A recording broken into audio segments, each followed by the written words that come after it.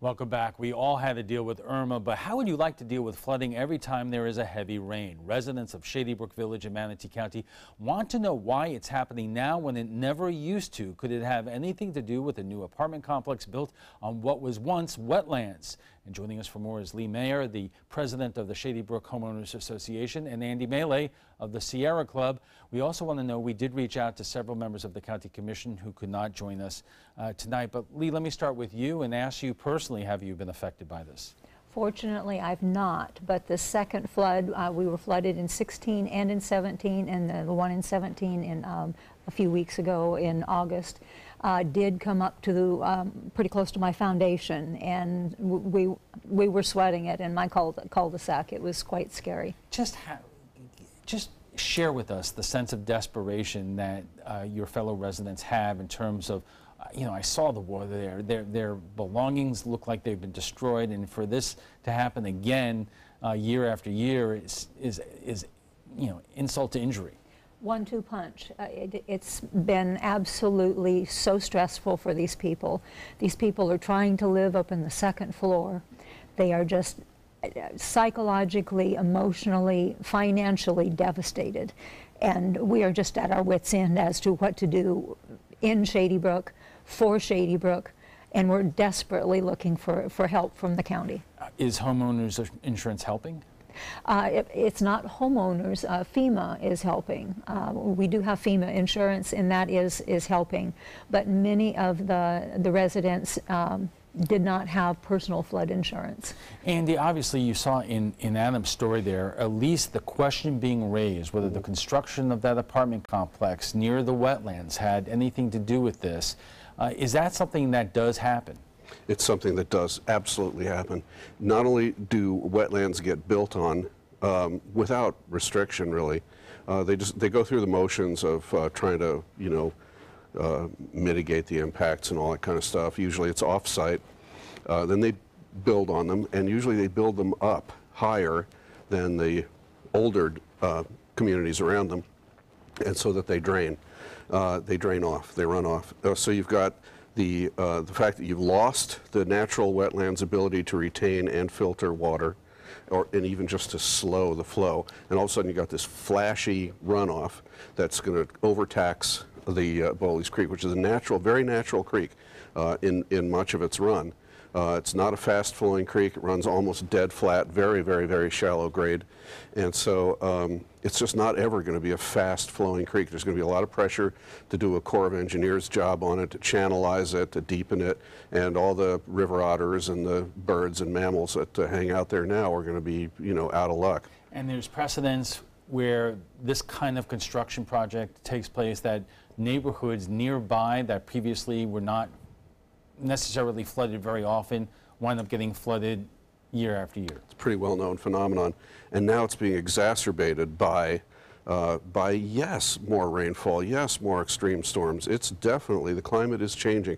I've heard people start to refer to it as climate weirding now, not climate change, because it's erratic, it's unpredictable. It's not just it's heat, but it's also rainfall, wind, everything. I want to get more into that in our next segment, but Lee, if you could give us kind of a preview in terms of your efforts to go to whether the county or anybody else for kind of recourse.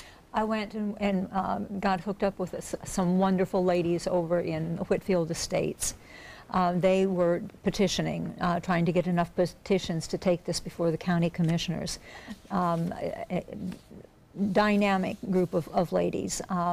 They are the ones that got me involved. They found out that I was vocal and asked me to speak at the county commission for them, and some of them also participated. Okay, so we're going to get more into that in our next half hour. We're just getting warmed up. We'll have more on the flooding in Manatee County right after we check the first alert weather. Welcome back. With another tropical storm on the way this weekend, we're talking about flooding in one Manatee County community, Shadybrook. And joining us for more is Lee Mayer, the president of the Shadybrook Homeowners Association, and Andy Mealy of the Sierra Club. We do also want to note that we invited several members of the County Commission who could not join us tonight.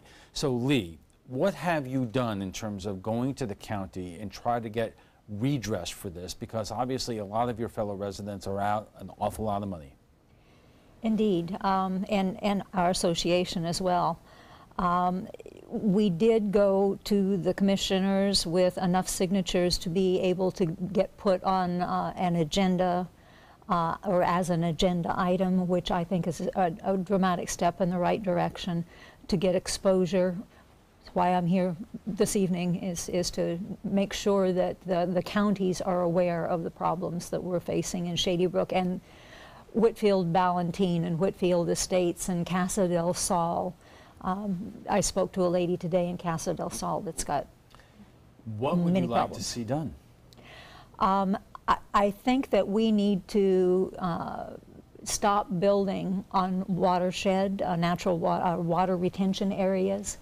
We do need to very possibly rebuild more retention ponds. One of the things that I did is I drove around Whitfield Estates. They were complaining because of having flooding areas even when they had minuscule amounts of rain. The county needs to go in and dig out the ditches in front of the houses. I took pictures of culverts that were 3/4 full. They're not allowing it to drain out of the streets. I guess one thing you're up against is linking the damage done to the homes there to the construction that has been done in the past. Right. Are you trying to get any kind of legal or other kind of advice to be able to establish that and to seek damages for the damage to the homes? We do have an attorney, and we're considering another as well. And I think that's all I should comment on that. Andy, how successful have communities like Shadybrook been in other places in terms of getting these issues redressed, either at the county or in the legal sphere, and getting residents money to fix their homes? God, I hate to say this, it sounds so cynical, but, in my work, you're always going to be sounding cynical, I guess. It depends on who you are and what part of town you're in. Are you white and are you affluent? You'll get lots more attention than if you're black or minority. And if it's an older sort of retirement or lower middle income kind of place, you're not going to get heard. I know some of the county commissioners. I've worked with them a lot now, and I think they mean well. They're all in the right place. It's just a matter of getting to the head of the queue when it comes to priorities for funding, priorities for cash-strapped, typically they're all cash-strapped county, understaffed. The whole area, the whole neighborhood's going to have to be re-engineered. They're going to have to look at it, do an analysis, hire a consultant probably, unless they have the in-house expertise, and they're going to have to get a hydrologist in there, see what's going on. Best case scenario, is there precedence for that kind of thing to be done? Yeah, it gets done. They do have, they can't just sit there and let people be flooded out every year. And the way it's looking, their answer to this, to Lee, has been basically that this is an anomaly. And so, but it's an anomaly that's just, it happens and happens and happens, so you can't hang your hat on the fact that if it's happening at random, anomalous, it's something that now all of a sudden has to be, the weird, the irrational, the unpredictable has to become part of what is being predicted. Well, I would imagine that folks who are watching this right now might be under two different trains of thought. Either they'll say, you know what, the construction in the wetlands area did contribute to the flooding that's now taking place. Go ahead and deal with it. But if you're going to couple that with sea level rise and the warming climate and all that other stuff, then you'll get the typical response of skepticism, if some other colorful metaphors. Yeah, a couple of years ago, I was before the Sarasota County Commission talking about sea level rise and climate change, and a couple of the members of that commission were clearly from the camp where we don't believe in this. They were climate skeptics. On these commissions, you have climate skeptics. You may very well have one or two in Manatee County as well. And the fact is that our communities need to start planning to become more resilient. We need to start planning for sea level rise. We need to start planning for more rain, more hurricanes, and otherwise we're just going to get killed. And there's not enough money in the world in the insurance reserve funds to cover you know, much more in the way of, you know, major hurricanes like Harvey and Irma and Maria. You know, they're just not going to be any money there after a while. Are we starting to see more communities with this kind of problem? If we're not, we certainly will. It's coming. This is just the way. You know, while Harvey was inundating Houston, there was just a mega flood going on in Bangladesh. Thousands of people drowned and died, and you know, it's happening all over the world. Well, I remember covering floods in Bangladesh going back decades now. So that has happened in the past, although it really doesn't. It takes a lot for overseas to really kind of make the headlines back here. So, Lee, where do things stand right now in terms of your residents, your homeowners association, and other communities, neighborhoods, trying to get the county to take notice of this and do something? We're not getting a lot of response from the county. We do have a fine FEMA adjuster that's helping us tremendously. We are trying to work within our own organization to bring in people like the Red Cross and various church organizations to help these people. But I'm not getting much response from the county in the way of help, guidance, support at this point in time. And I hate to say that because I really like some of the commissioners, and they're dynamic people, but I do believe politics does get in the way. Well, I hope some of those politicians, commissioners, other movers and shakers in Manatee County are watching this right now, because there are obviously constituents, or should I say voters, who are watching this right now. You know, Andy, is the county commission really the place where the power lies in terms of these kinds of decision making? You know, I would imagine there is just a tremendous amount of pressure on these folks as development just kind of keeps going. Yeah. There's, you know, the jurisdictional aspects need to be dealt with. Like, does the Corps of Engineers have anything to say about this? Like, who's in charge of Bowlees Creek, really? Is there anything from the city of Sarasota? It's a city of Sarasota mailing address. Is there any carryover from there? Who really is going to deal with it in the final analysis? Probably the county. And at the top of the food chain in the county is the county commission.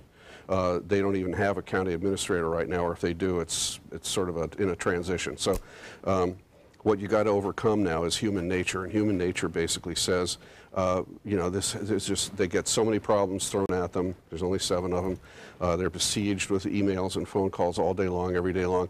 They go through a sort of an unconscious triage, and you know, and if Lee and her people eventually go away, they'll figure the problem's been solved. And even if you're dealing with the Army Corps, the Army Corps is understaffed and underfunded, and will likely be in the future. Yep. So getting help from the Army Corps of Engineers is something that doesn't seem to be likely. A super example of exactly what you all were talking about is trees falling down into the creek. If they're in the creek, swift mud will take them out. If they're hanging, ready to fall into the creek, the county owns the creek. I don't understand why the county doesn't take those trees out, or swift mud take those trees out before they go down into the creek at the next flood. That, to me, then creates a beaver dam, and once again we get flooded, but I can't get them to respond to me. All right, we have to take a quick break, and we'll be back for final thoughts in 1 minute. Our guests join us right now for final thoughts. Lee, why don't you sum it up in terms of where you and your fellow residents are at Shadybrook and the other communities in terms of your concerns about any future storm that comes our way, and where things are at in terms of cleaning up from the last 2?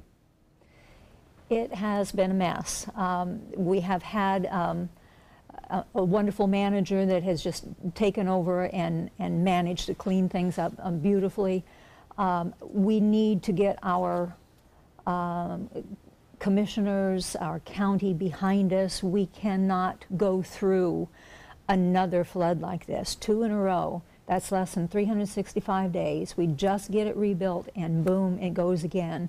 We don't want to look toward 2018 and have the same thing happen. So please, we need county help to get this problem solved. Andy, you're sitting there shaking your head.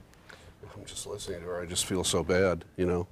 I have so much sympathy for them getting displaced like that. It just sucks to have your home full of water, you know, to be sloshing around up to your knees in your living room. I think people just look at that and think, well, they're okay, everything's okay. I don't think anybody quite understands the depth of the emotional blow that people have to absorb when that happens. This is their home. It's their shelter, and all of a sudden it's been violated completely. You know, we have, you know, our codes, our building codes are inadequate to the task. Our building codes are from the 80s. We need to rewrite our building codes. It's more than past time to do that so that we deal with things like impervious surfaces, which create flashy runoff, which exacerbate the problems. We need to, you know, do something about the grading issue, the relative grading issue. We need to be less free with our awarding of new permits. We have to leave it there, but before we go, we want to share with you some thoughts about last night's show on ticket quotas. They're illegal in Florida, but a lot of folks believe they exist. Police departments deny they have a quota system, but a high-ranking state trooper was forced to resign recently or retire when it was made public an email that he sent to troopers directing them to write 2 citations an hour. We asked you if you believe there are ticket quotas, and Doreen says, who cares if they have quotas or not? Just get the lawmakers off the lawbreakers off their road, SMH. Patty says if writing legitimate tickets for speeding, reckless driving, etc. will minimize traffic accidents, what is the problem? I would love to see more law enforcement on I-75, River Road, Jacaranda, etc. arrive alive. Sally says, work for 2 departments, one as a traffic officer, one for 26 years as a dispatch. Never was there a quota. And Camp says, after 23 years in law enforcement, we don't need quotas. There are enough people out there to keep us busy for an entire shift. Asking your officers to write 2 citations a shift is just a poor judgment call. Well, if you'd like to join the conversation on tonight's topic, just visit our Facebook page at facebook.com/mysuncoast.com.abc7. And FYI, you can watch past discussions. They're available on Apple TV, Amazon Fire, and Roku. We want to thank both our guests for being here tonight. Lee Mayer, who is with the Shadybrook Homeowners Association, and Andy Melee of the Sierra Club.